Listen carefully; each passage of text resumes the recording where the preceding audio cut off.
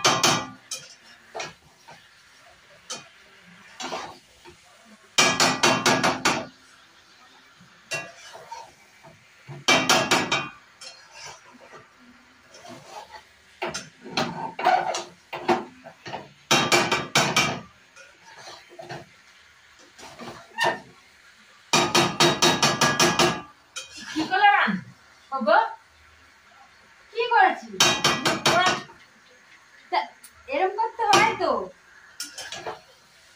আবার মুখে ধরা মারি মার রান্না করছি আমি।